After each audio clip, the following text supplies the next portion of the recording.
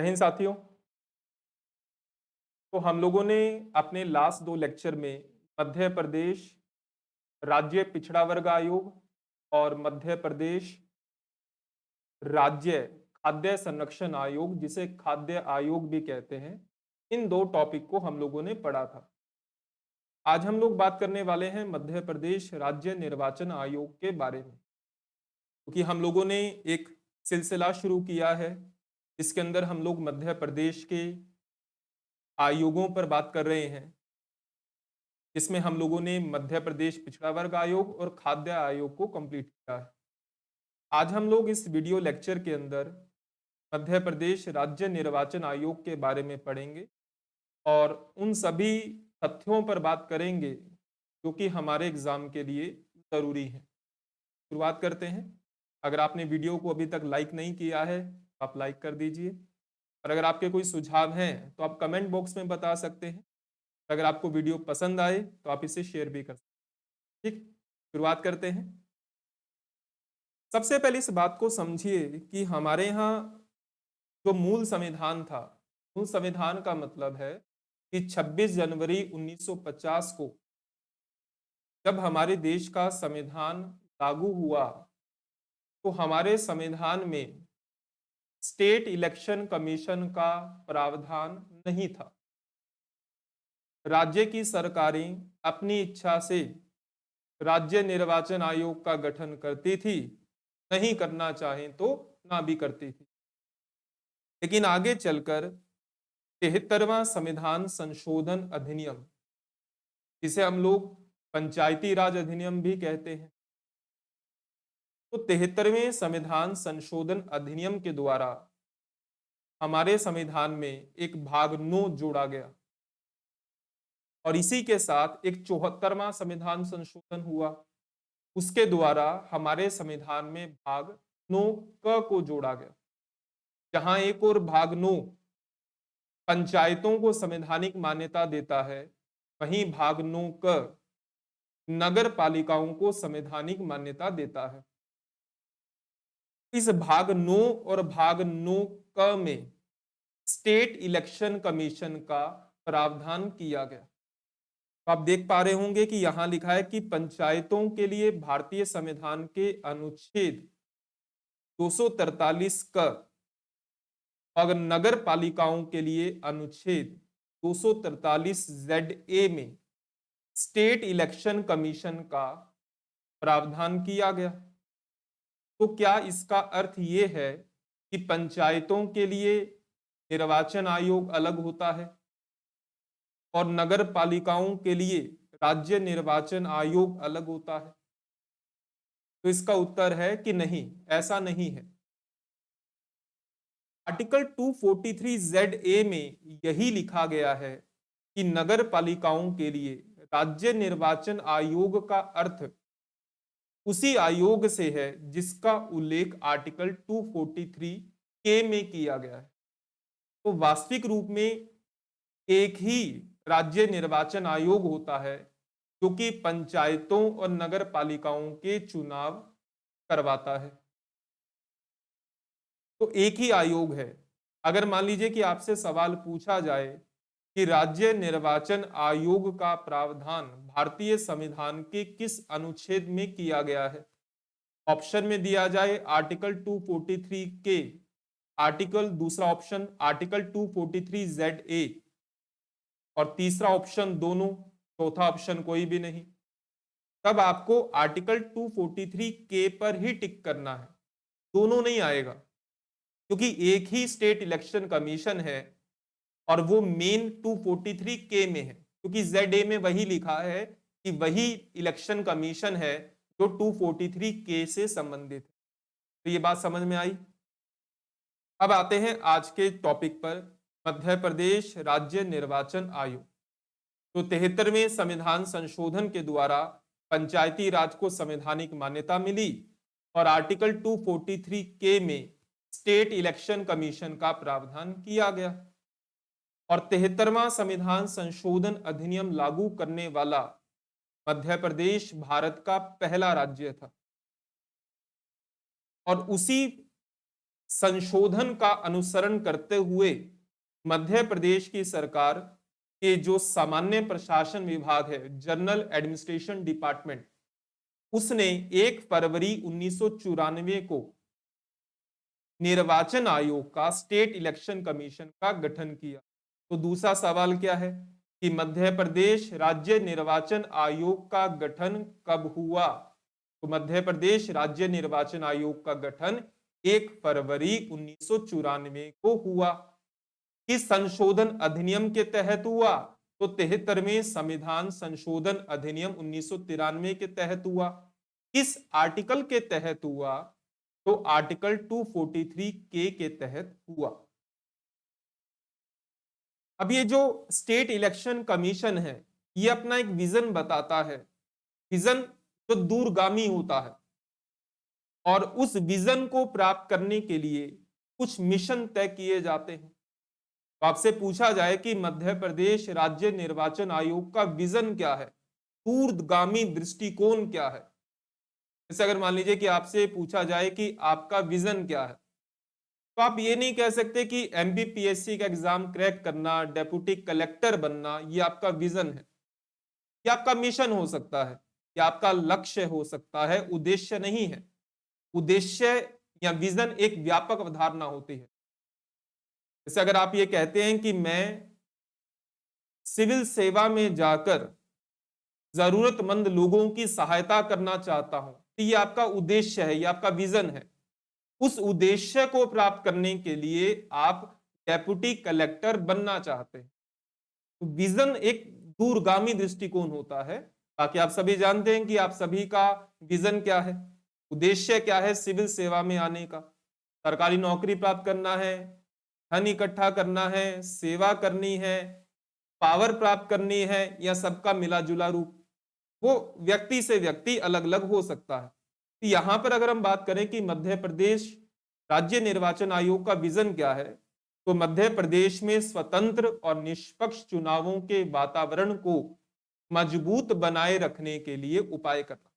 MP में जो चुनाव होते हैं पंचायतों नगर पालिकाओं के, वो स्वतंत्र हो, निष्पक्ष हो, उसके लिए मजबूत बनाने के उपाय करना।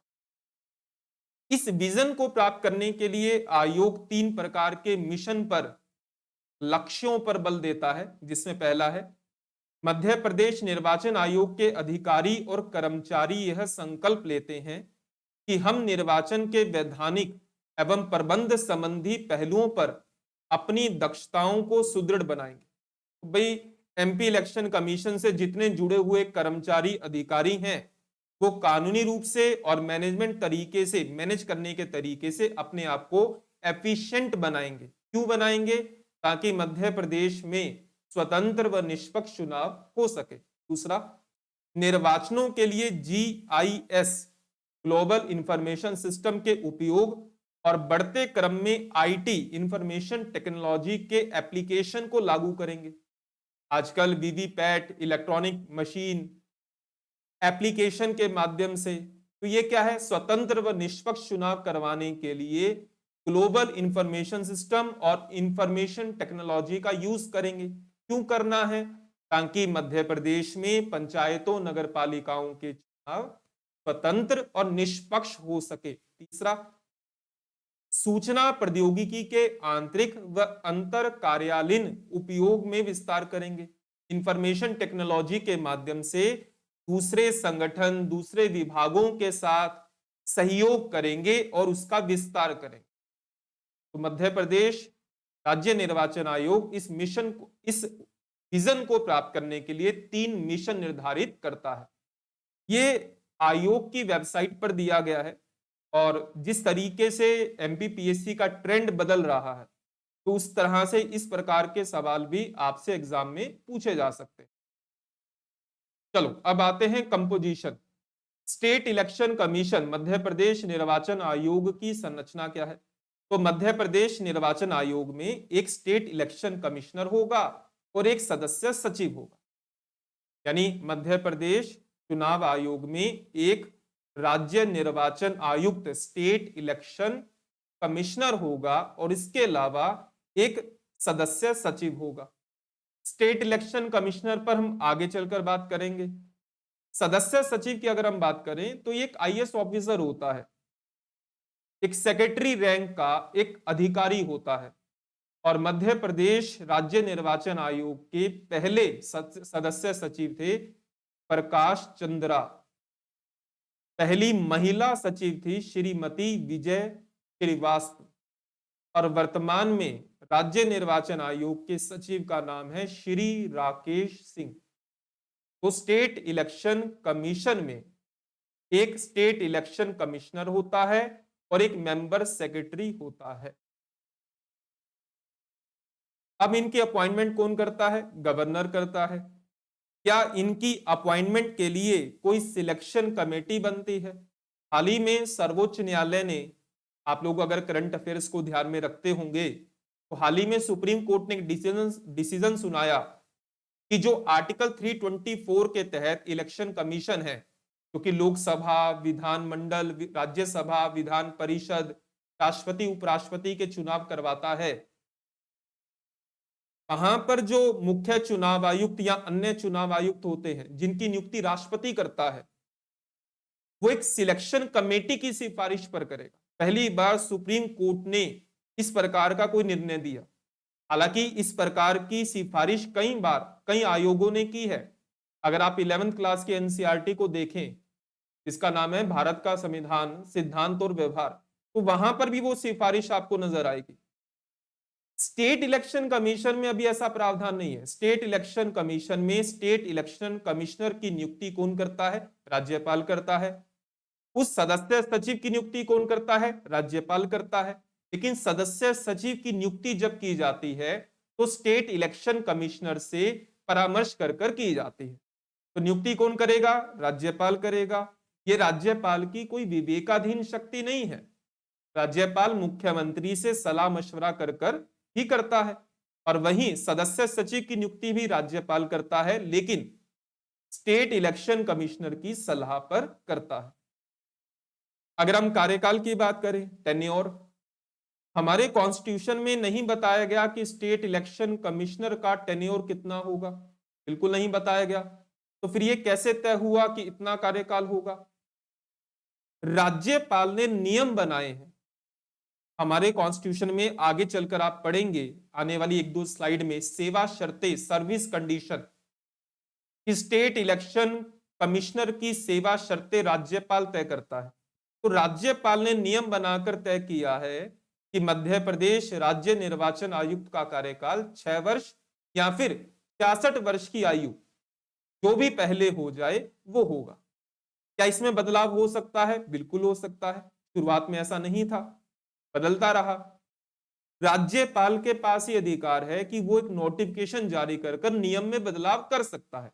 वर्तमान में 6 साल या फिर 66 वर्ष की आयु, जो भी पहले हो जाए, तय किया गया। रेजिग्नेशन, त्यागपत्र, नियुक्ति किसने की? राज्यपाल ने की। तो ये अपना इस्तीफा भी किसे देंगे? राज्यपाल को देंगे, लिखित रूप से देंगे। तो जहां पर नियुक्ति राज्यपाल कर रहा है वहां पर इस्तीफा भी राज्यपाल को ही दिया जाता है। ऐसा नहीं है कि नियुक्ति राज्यपाल करेगा, इस्तीफा किसी और को देंगे। तो यहां पर नियुक्ति भी राज्यपाल ने की है, इस्तीफा भी राज्यपाल को दिया जाता है। लेकिन अगर हम हटाने की बात करें, रिमूवल की बात करें, तो हमारे कॉन्स्टिट्यूशन के आर्टिकल 243 के में मेंशन किया गया है कि राज्य निर्वाचन आयुक्त को उसके पद से उसी रीति, उसी प्रक्रिया और उन्हीं आधारों पर हटाया जाएगा जैसे हाई कोर्ट के जज को हटाया जाता है। तो आप जानते हैं कि हाई कोर्ट के जज को कैसे हटाया जाता है? तो वहां पर लिखा होता है कि जैसे सर्वोच्च न्यायालय के न्यायाधीश को हटाया जाता है। और सर्वोच्च न्यायालय के न्यायाधीश को कैसे हटाया जाता है? तो कहा गया साबित कदाचार व असमर्थता के आधार पर संसद विशेष बहुमत से हटाएगी। संसद ने कानून बनाया है न्यायाधीश जांच अधिनियम 1968। तो आप ये नहीं कहेंगे, आपसे सवाल पूछा गया कि स्टेट इलेक्शन कमिश्नर को कैसे हटाया जाता है, ऑप्शन में दिया है उच्च न्यायालय के न्यायाधीश के समान, सर्वोच्च न्यायालय के न्यायाधीश के समान, राष्ट्रपति के द्वारा। तो वहां पर आप हाई कोर्ट के न्यायाधीश के समान पर ही टिक करेंगे। हाँ, वो हम जानते हैं, प्रैक्टिकल हम जानते हैं देखिए, ये जो कॉम्पिटिटिव एग्जाम होते हैं, स्पेशली सिविल सर्विस के एग्जाम, यहां पर आप आंसर को प्रैक्टिकल अप्रोच में मत देखिए। स्पेशली ये जो one day exam, competitive objective type exam होते हैं, यहां पर आप प्रैक्टिकल आधार पर आंसर को टिक नहीं करेंगे। आपका आधार थ्योरेटिकल होना चाहिए, सैद्धांतिक होना चाहिए। प्रैक्टिकली तो बहुत सारी चीजें, अब नियुक्ति हटाना सब राज्यपाल करता है, प्रैक्टिकली मुख्यमंत्री की सलाह पर होता है, लेकिन हम मुख्यमंत्री तो नहीं लगा सकते। उसी प्रकार ध्यान में रखना है कि स्टेट इलेक्शन कमिश्नर को कैसे हटाया जाता है, उच्च न्यायालय के न्यायाधीश के समान। अगर हम पदावधि और सेवा शर्तों पर बात करें, तो ये पदावधि का मतलब टेन्योर, कार्यकाल, जो अभी हमने पढ़ा कि राज्य निर्वाचन आयुक्त का कार्यकाल 6 वर्ष या 66 वर्ष की आयु जो भी पहले हो वो हो जाएगा। तो ये कॉन्स्टिट्यूशन में मेंशन नहीं है।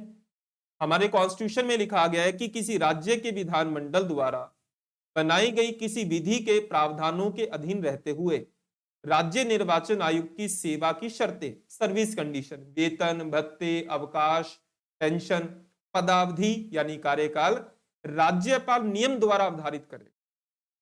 अब आपको कमेंट बॉक्स में एक चीज बतानी है। क्या बताना है?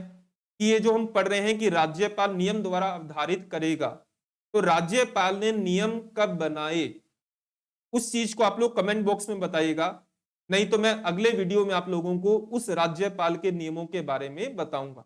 आजकल एग्जाम में इस तरीके से सवाल आने लगे हैं। लास्ट ईयर मध्य प्रदेश लोक सेवा आयोग के बारे में इस प्रकार का सवाल आया, क्योंकि वहां पर भी मध्य प्रदेश के राज्यपाल नियम बनाता है कि एमपीपीएससी के अध्यक्ष और सदस्यों की संख्या कितनी होगी। तो राज्यपाल नियम द्वारा अवधारित करेगा, स्टेट राज्य विधानमंडल की विधि कानून जो बनाया है उसके अधीन रहते हुए। लेकिन वो नियम क्या है, वो नियम आप लोगों को उस नियम का बस नाम बताना है। वो नियम कब बने, कब लागू हुए, कब बने, कब लागू हुए, ये आप कमेंट बॉक्स में बताइएगा। नहीं तो हम अगले लेक्चर में पढ़ेंगे कल राज्य वित्त आयोग के बारे में, तो वहां पर मैं इस चीज के बारे में बताऊंगा। इसके अलावा हमारे कॉन्स्टिट्यूशन में यह भी कहा गया कि जो स्टेट इलेक्शन कमिश्नर है उसकी जो सेवा शर्तें हैं, वेतन भत्ते जो भी हैं, नियुक्ति के पश्चात अलाभकारी परिवर्तन नहीं होगा, क्योंकि स्वतंत्र व निष्पक्ष चुनाव करवाने के लिए राज्य निर्वाचन आयोग का गठन किया गया है। और राज्य निर्वाचन आयोग का मुखिया कौन है? राज्य निर्वाचन आयुक्त है। अगर उसके वेतन भत्तों सेवा शर्तों में उसकी अपॉइंटमेंट के बाद कमी होती रहेगी तो वो कैसे स्वतंत्र व निष्पक्ष काम कर पाएगा? तो उसकी स्वतंत्रता व निष्पक्षता को बनाए रखने के लिए इस प्रकार का प्रावधान किया जाता है। अगर हम भूमिका व कार्य की बात करें तो स्टेट इलेक्शन कमीशन का एक मेन काम है पंचायतों और नगर पालिकाओं के चुनाव। राज्य निर्वाचन आयोग विधानसभा के चुनावों से कोई लेना देना नहीं है, वो इलेक्शन कमीशन आर्टिकल 324 के तहत होते हैं। तो राज्य निर्वाचन आयोग का संबंध केवल पंचायतों और नगर पालिकाओं के चुनाव से। यहां पर क्या लिखा है कि पंचायतों और नगर पालिकाओं के लिए कराए जाने वाले सभी निर्वाचनों के लिए निर्वाचन नामावली तैयार करना, कि कौन मतदाता होंगे, कौन पार्टिसिपेट करेगा, उसकी एक सूची बनाना। इसके अलावा पंचायतों और नगर पालिकाओं के निर्वाचन के संचालन का अधीक्षण, सुप्रीडेंट, निर्देशन, डायरेक्शन और कंट्रोल करना। पहले अधीक्षण है, फिर निर्देशन है, फिर नियंत्रण है। पंचायतों नगर पालिकाओं के चुनावों का जब संचालन किया जाता है तो सुप्रीडेंस किया जाता है, अधीक्षण किया जाता है, देखा जाता है, डायरेक्शन दी जाती है, कंट्रोल किया जाता है। इसके अलावा इस कार्य को करने में अब एक व्यक्ति तो कर नहीं सकता कि स्टेट इलेक्शन कमिश्नर और जो सेक्रेटरी है वो मिलकर सारे काम करवा देगा। पंचायतों और नगर पालिकाओं के चुनाव भी एक व्यापक स्तर पर होते हैं, उसके अंदर बहुत सारे कर्मचारियों अधिकारियों की आवश्यकता होती है, दो लोग तो नहीं कर सकते। तो कॉन्स्टिट्यूशन में मेंशन किया गया है कि राज्य निर्वाचन आयोग के अनुरोध पर राज्य का राज्यपाल राज्य निर्वाचन आयोग को उतने कर्मचारी उपलब्ध करवाएगा जो कि उसके कार्यों के निर्वहन के लिए जरूरी है। कि जो निर्वाचनों का संचालन का अधीक्षण करना है, निर्देशन करना है, नियंत्रण करना है, निर्वाचक मतदाता सूची तैयार करनी है, ये बहुत बड़ा काम है, व्यापक काम है। इस काम को करने के लिए बहुत सारे कर्मचारी अधिकारी चाहिए, तो राज्यपाल उसको उतने कर्मचारी अधिकारी उपलब्ध करवाता है जितना राज्य निर्वाचन आयोग कहता है। शक्तियां क्या है? कॉन्स्टिट्यूशन में शक्तियां नहीं बताई गई। और मैंने बार बार कहा है कि ये जितने भी आयोग आप लोग पढ़ रहे हैं, इन सभी आयोगों की शक्तियां एक जैसी हैं। एक जैसी क्यों है? क्योंकि इनके पास सिविल न्यायालय की शक्तियां हैं, सिविल कोर्ट की शक्तियां हैं। जब आपसे कोई कहता है कि सिविल न्यायालय की शक्तियों का मतलब क्या है, इसका मतलब है सिविल प्रक्रिया संहिता 1908 में दी गई शक्तियां, जो हमने कल भी पढ़ी थी, परसों भी पढ़ी थी और अगले दिन भी पढ़ेंगे। और वो क्या है? भारत में किसी भी भाग में किसी व्यक्ति को समन करना, हाजिर करना, शपथ पर उसकी परीक्षा करवाना, किसी भी दस्तावेज को प्रकट व पेश करने की अपेक्षा करना, शपथ पत्रों पर साक्ष्य ग्रहण करना, किसी भी न्यायालय या कार्यालय से किसी लोक अभिलेख या उसकी प्रति प्राप्त करना, गवाहों और दस्तावेजों के परीक्षण के लिए कमीशन जारी करना। ये मैं पहले 2 लेक्चर में बता चुका हूं। अब तक मध्य प्रदेश में 6 बार राज्य निर्वाचन आयोगों का गठन हुआ। अगर आपसे पूछा जाए कि मध्य प्रदेश में अब तक कितने राज्य निर्वाचन आयोग का गठन हो चुका है, तो 6 बार। अब तक 6 राज्य निर्वाचन आयुक्त बने हैं। पहले अध्यक्ष कौन बने थे? N B Lohani. कब बने? 15 फरवरी 1994। कल मैंने बताया था कि मध्य प्रदेश खाद्य संरक्षण आयोग का गठन कब हुआ? 11 अप्रैल 2017। यहां पर मैं ये बात क्यों दोहरा रहा हूं? गठन मध्य प्रदेश राज्य निर्वाचन आयोग का गठन कब हुआ? 1 फरवरी 1994 को हुआ। लेकिन उस स्टेट इलेक्शन कमिश्नर कमीशन में कमिश्नर की नियुक्ति कब हुई? तो 15 फरवरी 1994 को हुई। एनबी लोहानी। दूसरे कौन बने? गोपाल शरण शुक्ल बने। तीसरे कौन बने? आदित्य विजय सिंह बने। चौथे अजीत रायजादा बने। पांचवें बने आर परशुराम। और पांचवें यानी छठे अभी जो वर्तमान में है, श्री बसंत प्रताप सिंह, 1 जनवरी 2019 से। तो अब तक 6 राज्य निर्वाचन आयुक्त बने, जिनमें पहले का नाम है एनबी लोहानी और वर्तमान में है बसंत प्रताप सिंह। क्या पुनः नियुक्ति हो सकती है? क्या हमारे संविधान में कहा गया है कि पुनः नियुक्ति हो सकती है क्या? तो उत्तर है नहीं। अब ये जो सवाल है पुनः नियुक्ति हो सकती है, उसके वेतन भत्तों के बारे में, कार्यकाल के बारे में, ये सब क्या है? पदावधि और सेवा शर्तें। ये कौन तय करता है? राज्यपाल तय करता है। राज्यपाल उसके लिए नियम बनाता है, राज्य के कानून के अधीन रहते हुए बनाता है। वो राज्यपाल के जो नियम है, वो आप लोगों को कमेंट बॉक्स में बताना है कि वो कब बने, वो कब लागू हुए। नहीं तो मैं अगले वीडियो लेक्चर जहां पर हम लोग बात करेंगे मध्य प्रदेश राज्य वित्त आयोग के बारे में, तो वहां पर मैं तो आपको बताऊंगा ही, लेकिन अपनी तरफ से एक बार बताइएगा, कोशिश कीजिएगा। ठीक, तो मैं उम्मीद करता हूं कि आप लोगों को मध्य प्रदेश राज्य निर्वाचन आयोग के बारे में जो बातें मैंने समझाई वो समझ में आई होंगी। बस एक बार रिवाइज करना है। पीडीएफ आप लोगों को टेलीग्राम ग्रुप में मिल जाएगी एक दिन बाद। और अपनी तैयारी को मजबूत रखिए। जय हिंद, जय भारत।